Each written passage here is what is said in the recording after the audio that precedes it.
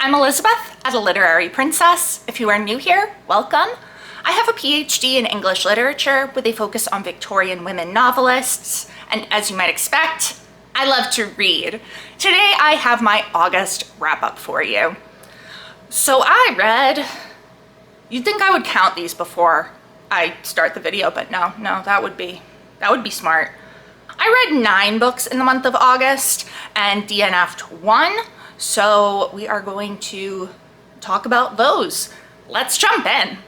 So the first book that I read is one that I bought at the end of July. It had just come out and it was a little present to myself for finishing my dissertation. This is The Accidental Favorite by Fran Littlewood. Yes, I am holding up an empty Just jacket. I lent this to my mother because I thought she would enjoy it. So this is the story of a family, the Fisher family. They are at their mother's 70th birthday party. There are 3 daughters, and while their father is taking a picture of them, a tree just freakishly falls and almost hits them. And they find out that their father seems to have a favorite when instead of grabbing all 3 of them, he grabs only the youngest. This leads to just a whole mess of secrets and drama and resentments that have been bubbling under the surface. This was a really good book. I enjoyed it. I gave it 4 stars. I really liked the characters, and I thought it felt very real to me, the way that these sisters interacted with each other and with their parents, and the dramas with the children and the husbands and all of that. So yeah, this was really good. I gave it 4 stars. Next up is one that I don't have a physical copy of with me because I also lent it to my mother. And this is Piranesi by Susanna Clarke. Wow. I don't know why I've been putting off reading this for so long, because Jonathan Strange and Mr. Norrell is one of my absolute favorite books ever. So like it stands to reason that I would like Piranesi quite a lot. I don't know, it just seemed so different, and I don't know, I just put it off even though I heard amazing things about it. But I finally picked it up this month, and wow.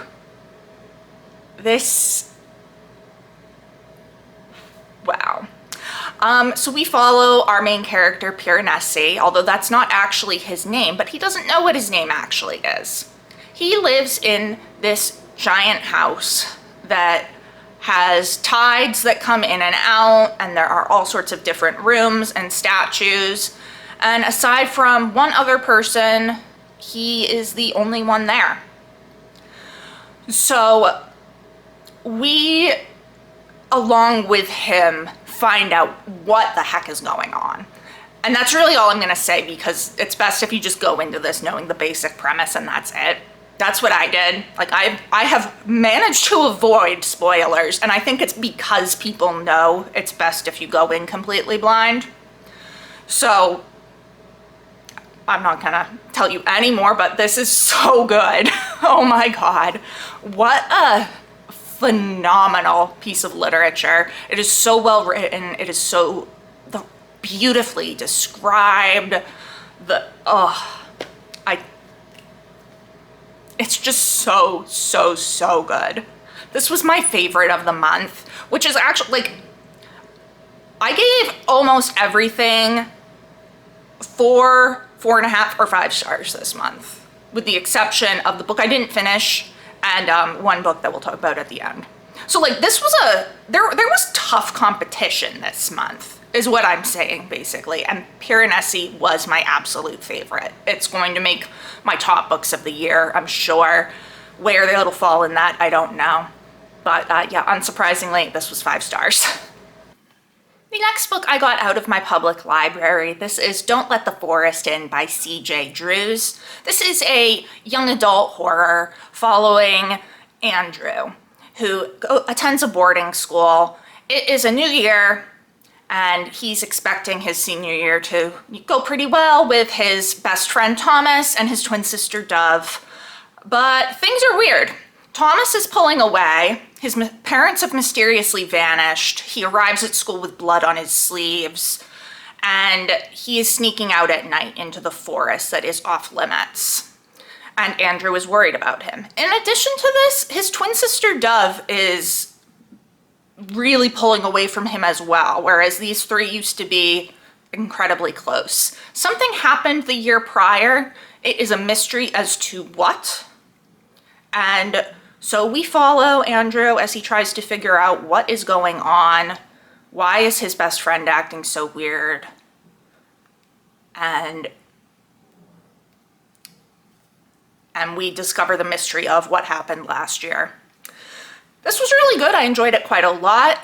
Very atmospheric. I love a good boarding school story. Like, it just...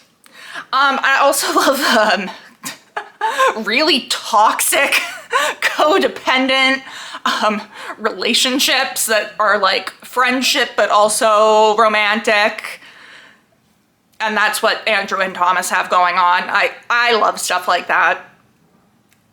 In my fiction, not in my real life. But so I was primed to like this, and I really did. The horror aspects were pretty creepy. And yeah, I liked it quite a bit. I gave it 4 stars. The next book I actually got as an advanced reader copy from NetGalley, which I had said I wasn't gonna do anymore. But as soon as I finished writing my dissertation, I decided I wanted to write reviews again. It was almost like this one thing that I had to write was keeping me from wanting to write anything else ever. And as soon as that was gone, I was like, okay, I can write other things now. So I requested some arcs, and this is The Writer's Room, The Hidden Worlds That Shape the Books We Love by Katie Tacunha-Lewin. This is all about the concept of the writer's room and how we view it within our culture and our kind of idealization of it, how it actually is. We are exploring the writer's room as preserved as a museum. So say Virginia Woolf's writing room at Monk's House. But we also look at cafes. We look at writer's rooms that are no longer there, such as James Baldwin's. It's been torn down. We look at communal writing spaces. And just kind of thinking about the way we view the writer's room in our culture and the way that the room actually affects the writers. It was really interesting. I gave this 4 stars. I actually have a whole review over on my blog if you would like to check that out. But yeah, definitely an interesting one to pick up if you're into knowing more about writers and their spaces. Next up, I continued with my read-through of Agatha Christie's Poirot mysteries with The Mystery of the Blue Train, which I also got from the public library. This is the story of a murder that occurs on the Blue Train on the way to Nice in France. And a woman has been brutally murdered and her incredibly expensive jewelry stolen. Poirot is on the case, naturally. This is a little bit of a different Poirot mystery because we are not, it's a third-person narrative, which I think everything else so far in the Poirot series has been first person, mostly through the eyes of Hastings, but there has been one where it was not Hastings. So this was a bit different, and Poirot didn't show up until about 80 pages in. So, like, we were getting kind of the lead up to this murder with all the different players involved. And it started off really slow for me, I'll be honest, but once Poirot showed up, it was great. I had a good time. It was a very good mystery. I will say the back of the book kind of, like, gives away the ending. Like, the stuff that happened that they're talking about on the back of the book doesn't happen until, like, the last fourth of the book. Maybe even less than that. So I'm like, dude, why are you giving away all this information right now? And I was happy to see that Christie was back to her kind of traditional cozy mystery style. The book before this, The Big Four, was really more of like a thriller. And while I had fun, it was just not as good as the cozy mysteries. So The Mystery of the Blue Train was my preferred Agatha Christie type of book, and I gave this 4 stars. Next up is the audiobook that me, my husband, and my parents listened to as we drove 17 hours to Tennessee and then back again for a wedding. Yeah, we did that drive one day to get down there, one day to get back. So I was like, we need a good audiobook. And I picked The Outsider by Stephen King. I'm a big Stephen King fan. My dad is a big Stephen King fan. My husband has liked all the film adaptations of Stephen King that he has seen, and my mother has enjoyed several of Stephen King's books as well. So I was like, okay, this is what we're doing. So this is a disturbing one. An 11-year-old boy is found murdered incredibly brutally in the town park, and all evidence points to the Little League coach, Terry Maitland. They arrest him, it's a whole big thing, but as Ralph Anderson, the detective, continues to investigate, things start popping up that call into question how open and shut this case is. And that's all I'll say. I'll be real, my dad and I figured this out literally in the first 10 minutes. We were like, yep, that's what happened. My husband was like, how did you guys do that? We're like, we just read Stephen King a lot. But even knowing what the answer was to the mystery, we still had a really good time seeing it play out. There's some brutal descriptions in this one, I'm gonna be honest, whew. Sometimes this was very hard to listen to. Not only just because of the young boy that is killed very horrifically, but there's some other stuff. There's a very detailed description of a person taking their own life that was pretty rough. And yeah, there's a lot of brutal description then in this one, which, I mean, it's Stephen King, so you kind of expect that, but I don't know. It hit a little bit different than some of his others for me. It was still really good.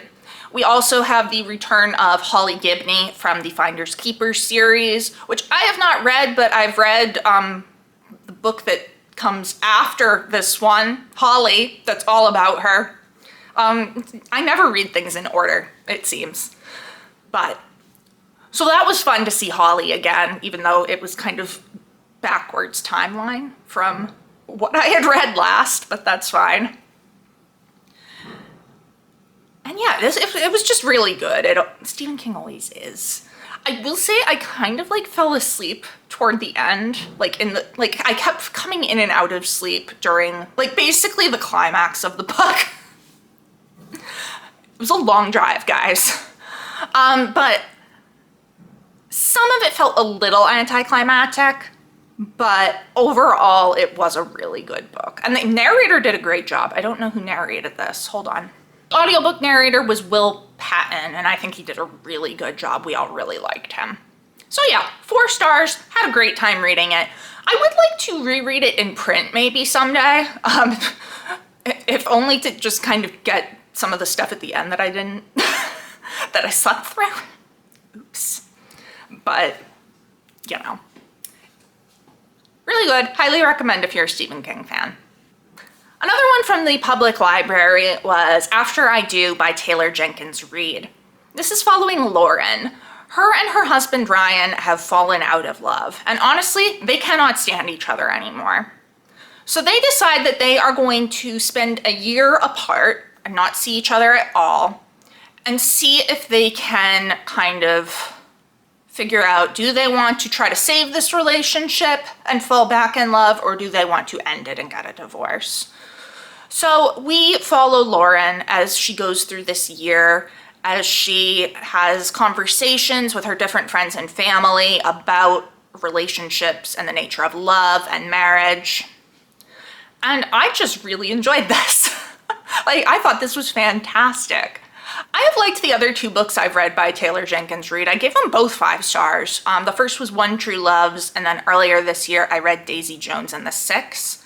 After I Do is one of Reid's earlier works, like One True Loves, so it's a very different style than the later works she's been putting out, like Daisy Jones and the Six.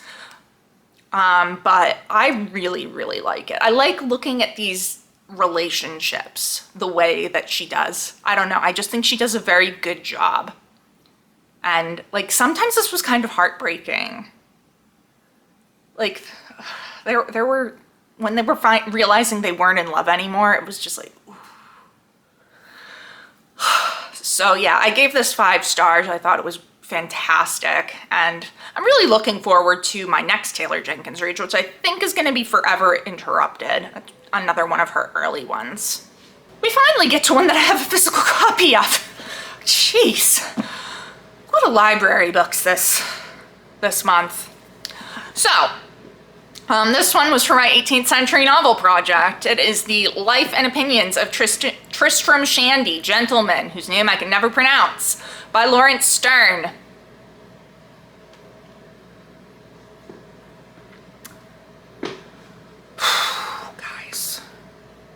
Guys. Oh man. I'm not gonna say a whole lot about this because I will be having a whole video on it next week, but this was painful. Absolutely painful. I was so frustrated the whole time. Plot, what plot? Oh God. Like, kinda wanted to strangle Tristram Shandy, who's our narrator, but also it's just Lawrence Stern. So I'm like, I want to strangle this guy who's dead. But I hated this. I gave this 1 star. I almost never give books 1 star. Even when I really hate something, a lot of times I'm like, well, it had some merit, 1.5. No, 1 star. I despised this. It's a precursor to the modern novel, a very, very early precursor. And what do you know? I don't really like a lot of modernism and postmodernism, so I didn't like this either. Shocking. Yeah, no. I can see where this would be for some people. This is not for me. This is so far from me that it's in a different galaxy. 1 star. Hated it. Stay tuned for more of my thoughts on it next week. But the final book that I read went out on a high note. Like I said, the one disappointment that I hated and the one that I DNF'd, and other than that, it was all 4s and 5s. Yes, so the last book that I finished was A Sorceress Comes to Call by T. Kingfisher. Now this is advertised as a retelling of The Goose Girl, the Grimm's fairy tale. It's a very loose retelling of The Goose Girl. And it retells a single aspect of the tale, which is the relationship between the princess in the fairy tale and her horse, Falada. That's the only thing. I mean, I guess there's geese too. There are geese, in fact. So the geese and the horse, that's it. The major plot points of The Goose Girl do not appear in this. However, I still really loved this. So we are following Cordelia, whose mother is a sorceress, and her mother is able to make her obedient and basically take control of Cordelia's body and make her do and say what she wants. Cordelia's mother has decided that she is going to marry a wealthy man and then that way be able to propel Cordelia into a very good marriage herself. So they go to this squire's house where they end up staying, and her mother, Evangeline, is trying to get this guy to marry her. The guy's sister, Hester, is like, you are not good. I don't like you. And is trying to do everything she can to prevent it. Yeah, I don't know, that was just really good. I really liked the characters and the way they interacted together. The magic was so interesting, like such an interesting magic system. And I liked Cordelia as a main character. I was really rooting for her, and I really loved Hester as well. So yeah, this was just a great, fantastic fantasy book. Just don't go into it expecting a whole lot of Goose Girl related things, because other than the horse and the appearance of the geese, it's really not a Goose Girl retelling. But I did give it 5 stars. So those are all the books I finished, but I did have the one that I didn't finish. And this is what I was picking up for Garb August. This is A Court of Silver Flames by Sarah J. Maas. It is the follow-up to the first, or I guess technically it's like the 4th book or the 5th book in A Court of Thorns and Roses. But instead of following Fair, we're following her sister Nesta, and this is after all of the events of the first 3 books. I don't even know how far I made it into this. It was not super far. Like, I don't even think I made it to 100 pages. Yeah,